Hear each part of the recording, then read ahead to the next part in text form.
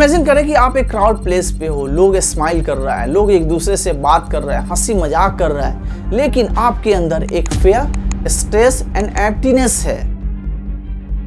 आप सोने की कोशिश करते हो लेकिन ब्रेन रुकता नहीं। Over thinking, stress, loneliness and pressure. ये कोई सैडनेस नहीं, ये एक एंजाइटी और डिप्रेशन का रियलिटी है। आज दुनिया में मिलियंस लोग इसके सफर कर रहे हैं और उसके साथ जी रहे हैं। कुछ लोग पैनिक अटैक फेस करते हैं, कुछ लोग सोशल एंजाइटी की वजह से लोगों से बात तक नहीं कर पाते, कुछ लोग डिप्रेशन में इतना डीप चले जाते हैं कि उनकी लाइफ मीनिंगलेस लगने लगती है। और सबसे डेंजरस बात यह है कि मेंटल पेन दिखती नहीं। साइंस के अकॉर्डिंग ह्यूमंस ब्रेन में chemical stress, hormones, emotions imbalance anxiety और डिप्रेशन क्रिएट कर सकता है, जैसे social media addiction, loneliness, toxic lifestyle, financial pressure, relationship problems and non stop competition modern world को मेंटली एक्सहॉस्ट कर चुके हैं। WHO के अनुसार दुनिया में लगभग 100 मिलियन से ज्यादा लोग एंजाइटी और डिप्रेशन के शिकार हैं। डब्ल्यू अकेडमी में आपका स्वागत है। दुनिया में 7 लाख से ज्यादा लोग सुसाइड करके अपनी जानें गंवा देते हैं। एक्सपर्ट का मानना है कि मेंटल हेल्थ क्राइसिस और भी डेंजरस हो सकते हैं। उससे पहले कि साइंटिफिकली एंजाइटी के बारे में समझेंगे, डिप्रेशन क्या होता है, इससे क्या क्या इफेक्ट्स हो सकते हैं और हमारे ब्रेन में कौन सा केमिकल होता है, इसके बारे में फुल डिटेल्स के साथ समझेंगे। आजकल यूथ और स्टूडेंट सबसे ज्यादा इन्फेक्टेड हैं। सोशल मीडिया इंसान को मेंटली वीक कैसे बना रहा है और क्या इसकी रिकवरी पॉसिबल है, तो आज की इस वीडियो में हम समझेंगे एंजाइटी और डिप्रेशन क्या है, इससे क्या क्या इफेक्ट्स हो सकते हैं, कैसे इससे बचाव की जा सकती है। वीडियो थोड़ा अनकंफर्टेबल लगेगी लेकिन ये वीडियो को देखना बहुत ही जरूरी है। तो चलिए वीडियो को शुरू करते हैं।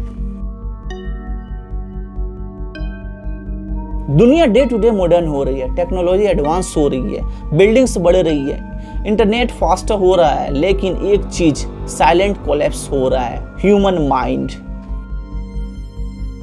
आज दुनिया में करोड़ से ज्यादा लोग anxiety, depression, stress and loneliness के शिकार हैं। कुछ लोग रात भर सो नहीं पाते, कुछ लोग ओवर थिंकिंग करते हैं, तो कुछ लोग उसी में स्माइल करते हैं और अच्छे तरीके से बात भी करते हैं, लेकिन अंदर से वो पूरे टूटे हुए होते हैं। और सबसे शॉकिंग बात, मेंटल पेन दिखता नहीं। वर्ल्ड हेल्थ ऑर्गेनाइजेशन के अनुसार दुनिया में 8 में से 1 लोग इसका सफर कर रहे हैं।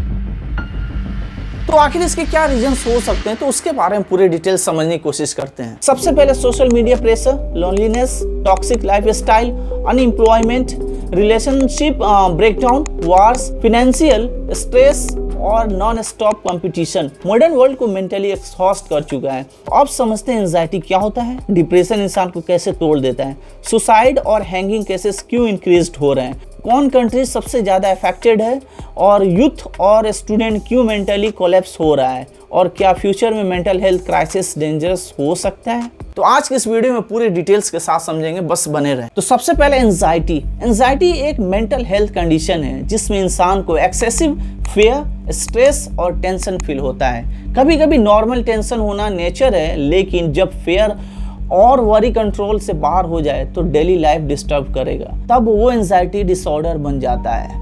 अब आते हैं इसके सिम्टम्स के बारे में। तो इसमें क्या क्या सिम्टम्स हो सकते हैं, fast heart beat, tension, sleeping problem, panic attack, sweating, fear, negative thinking and depression. अब डिप्रेशन के सिम्टम्स के बारे में समझते हैं। तो इसके क्या क्या सिम्टम्स होते हैं, sadness, tiredness, energy loss, sleepiness, overthinking, suicidal thoughts. Depression में लोग दुनिया से अलग हो जाते हैं। बाहर से नॉर्मल दिखने वाले लोग अंदर से टूट चुके होते हैं। WHO और ग्लोबल रिसर्च के अनुसार दुनिया भर में 280 मिलियन से ज़्यादा लोग डिप्रेशन से सफ़र करते हैं। 300 मिलियन से ज़्यादा लोग एंजाइटी डिसऑर्डर से अफेक्टेड हैं। हर 8 में से 1 इंसान किसी न किसी मेंटल डिसऑर्डर एक्सपीरियंस करता है। कोविड-19 पेंडेमिक के बाद एंजाइटी और डिप्रेशन बढ़े हुए हैं। हर साल 7 लाख से ज्यादा सुसाइड की वजह से लोग जान गंवा देते हैं। एवरेज हर 40 सेकेंड में दुनिया में से 1 सुसाइड रिपोर्ट आता है। सुसाइड 15 से 29 साल के एज वाले लोग लीडिंग कॉज डेथ में से एक हैं। डिप्रेशन और एंजाइटी बहुत ही सुसाइड केसेस का मेजर फैक्टर होते हैं। हैंगिंग दुनिया भर में सुसाइड का कॉमन मेथड में से एक माना जाता है। Countries, region, trends. High income countries में लोनलीनेस और वर्क प्रेशर ज़्यादा देखा जाता है। डेवलपिंग कंट्रीज में पॉवर्टी, अनएम्प्लॉयमेंट और ट्रीटमेंट की कमी मेजर इशू है। कोविड-19 लॉकडाउन्स ने मिलियंस लोगों की मेंटल हेल्थ की डीपली अफेक्ट किया। Isolation, job loss, fear death, financial collapse, online dependency. ये सब एंजाइटी डिप्रेशन के डेंजरस लेवल तक गए। एक्सपर्ट ने इसे मेंटल हेल्थ पेंडेमिक तक कहा। मेंटल हेल्थ प्रॉब्लम कोई नया इशू नहीं है, इतिहास में भी लोगों को डिप्रेशन, एंजाइटी और इमोशनल हुआ करते थे। दरअसल सैडनेस और इमोशन सफरिंग के एग्जाम्पल्स मिलते हैं। एंशिएंट सिविलाइजेशन में लोग मेंटल इलनेस को समझ नहीं पाते थे। कई जगह पर इसे स्पिरिचुअल पनिशमेंट माना जाता था। 1800 ईस्वी और 1900 ईस्वी में साइकोलॉजिस्ट और डॉक्टर्स ने मेंटल डिसऑर्डर को साइंटिफिकली स्टडी करना स्टार्ट किया। सिगमंड फ्रॉइड जैसे साइकोलॉजिस्ट ने ह्यूमन इमोशन और ट्रॉमा के बारे में थ्योरीज दी। लेकिन मॉडर्न वर्ल्ड में टेक्नोलॉजी, फास्ट लाइफस्टाइल और सोशल प्रेशर ने एंजाइटी और डिप्रेशन को और ज़्यादा इंक्रीज कर दिया। कोविड-19 पेंडेमिक के बाद सिचुएशन और डेंजरस हो गई। लॉकडाउन, लोनलीनेस, जॉब लॉस और फियर और मिलियंस लोगों की मेंटली इफेक्ट किया। WHO रिपोर्ट के अनुसार पेंडेमिक के फर्स्ट ईयर में एंजाइटी और depression cases globally sharply increase हुए। एंजाइटी और डिप्रेशन के रीजंस क्या हैं? Social media problem, loneliness, financial problem, family problem, job problem, academic pressure, trauma and childhood experience, war and global crisis, sleepiness. अब आते हैं मेन स्टेप पर, social media and digital addiction. आजकल इंसान मोबाइल के बिना रह ही नहीं सकता। वो रील्स देखता है, तरह तरह की वीडियोस देखती है और लोगों की लाइफ स्टाइल देखती है, उनकी ब्लॉग देखेगी, उनकी वीडियो देखेगी, उनकी जो स्टाइल होगी, उनकी इमोशंस को देखेगा, उनके पैसों को देखेगा, उनकी कार को देखेगा, मतलब तरह तरह की जो वीडियो में देखी जाती है। फिर सोचता है कि काश मैं भी उनके जैसा होता, उनके जैसी हमारी लाइफ स्टाइल होती, उनके जैसा हमारे पास पैसा होता, उनकी जैसी हमारी लैंग्वेज होती, उनके जैसा मैं बोल पाता। तो ये चीज़ें कुछ ज़्यादा डिस्टर्ब कर रही हैं। लोगों की लग्जरी, बड़ी बड़ी होटल और बड़ी बड़ी शहरों में जा करके फ़ोटो डालना, लोग जब मोबाइल में देखते हैं तो उनके अंदर एक फीलिंग आती है। जब ये चीज़ें लोग देखते हैं तो उनके अंदर एक रिवार्ड्स आता है, फीलिंग आता है। किसकी वजह से? डोपामिन की वजह से। डोपामिन रिवार्ड्स एंड फीलिंग आपके अंदर रिलीज करता है। लेकिन सबसे इंपॉर्टेंट बात कि वो एक फेक हैप्पीनेस होती है। लोग जैसे दिखाते हैं वीडियो में वैसा नहीं होता है। अगर उनके अंदर झांक करके देखा जाए तो वो भी बहुत परेशानियों का सामना करना पड़ता है, बहुत मेहनत करना पड़ता है, कैमरा के सामने हंसना पड़ता है, वैसे मोमेंट को दिखाना पड़ता है ताकि ऑडियंस उनको देख करके खुश हो, उनके अंदर एक एनर्जी आए। लेकिन उनकी कहानी को हम समझ नहीं पाते हैं, उनसे हम कंपेयर करने लगते हैं, जो कि बहुत बड़ा ये इफेक्ट करने वाला चीज़ है। और धीरे धीरे इंसान वैलिडेशन एडिक्ट हो जाता है। अगर पोस्ट पर रिस्पॉन्स कम आए तो मूड खराब भी हो जाता है। एक्सपर्ट के according excessive screen time sleep और मेंटल स्टेबिलिटी दोनों इफेक्ट करता है। अब आते हैं ब्रेन में कौन कौन सी केमिकल्स होती है, वो क्या काम करता है, इसके थोड़ी डिटेल्स जानते हैं। सबसे पहला serotonin, dopamine, cortisol, norepinephrine, oxytocin. सबसे पहला सेरोटोनिन। तो सेरोटोनिन को गुड फील केमिकल भी कहा जाता है, जो हैप्पीनेस एंड मूड स्टेबिलिटी से लिंक होता है। अगर ब्रेन में लो सेरोटोनिन हो रहा है तो आपको डिप्रेशन और सैडनेस इंक्रीज होगा। 2 नंबर डोपामिन। डोपामिन एक रिवार्ड और मोटिवेशन केमिकल है। जब हम सोशल मीडिया पे कोई वीडियो देखते हैं या फिर कोई पोस्ट देखते हैं या फिर कोई भी कॉमेडी देखते हैं, वीडियोस देखते हैं, उसके बाद से डोपामिन रिलीज होती है। जिस खुशी का इजहार होता है उसको बार बार देखने का मन करता है थोड़ा सा और देख ले, थोड़ा सा और देख ले, और हैप्पीनेस आती है और मोटिवेशन मिलता है। यानी कि जब रिवार्ड उत्पन्न होंगे तो उसको बार बार देखने का मन करेगा। इसको बोलते हैं डोपामिन। लेकिन ये चीज़ें बार बार देखने लगे तो ये एडिक्शन में चला जाएगा। जैसे छोटे छोटे बच्चे क्या हो रहे हैं, मोबाइल एडिक्शन के शिकार हैं। एक वीडियो देखते हैं, उसके बाद से स्क्रॉल करते हैं, लेकिन बार बार देखने से ये एडिक्शन में चला जाएगा। छोटे छोटे बच्चे क्या कर रहे हैं आजकल, खाने में मोबाइल इस्तेमाल कर रहे हैं, पढ़ने में भी मोबाइल इस्तेमाल कर रहे हैं, कहीं भी जा रहे हैं तो वहाँ पे मोबाइल का इस्तेमाल कर रहे हैं। इससे पहले कि इस टॉपिक पे मैंने वीडियो बना चुका है, डिस्क्रिप्शन में लिंक होगा, आप इसको पूरा डिटेल्स देख सकते हैं। 3 number cortisol. Cortisol stress hormones होता है। Long term stress cortisol level को कंटिन्यूसली हाई रखता है। एंजाइटी इंक्रीज होती है, स्लीप डिस्टर्ब होती है, इम्यून सिस्टम वीक होती है, ओवर थिंकिंग बढ़ता है। 4 नंबर नॉरपेनेफ्रिन। ये केमिकल अलर्टनेस, फियर रिस्पॉन्स से लिंक होता है। एंजाइटी डिसऑर्डर में इसका इम्बैलेंस, पैनिक, नर्वसनेस क्रिएट हो सकता है। 5 number oxytocin. Oxytocin emotional bonding hormones माना जाता है। लोनलीनेस और emotion isolation oxytocin balance effect कर सकता है। एक्सपर्ट के अकॉर्डिंग मेंटल हेल्थ सिर्फ इमोशनल नहीं, बायोलॉजिकल इशू भी हो सकता है, इसलिए थेरेपी और ट्रीटमेंट साइंटिफिकली इंपॉर्टेंट होते हैं। अब आते हैं एंजाइटी और डिप्रेशन के टाइप्स के बारे में। तो सबसे पहले एंजाइटी के टाइप्स को समझते हैं। Number 1 GAD, generalized anxiety disorder. हर वक्त एक्सेसिव वरी और टेंशन फील होता है। Number 2, panic disorder, sudden panic attack, sweating और ब्रीदिंग प्रॉब्लम होती है। नंबर 3, सोशल एंजाइटी, लोगों के सामने फेयर और नर्वस फील करता है।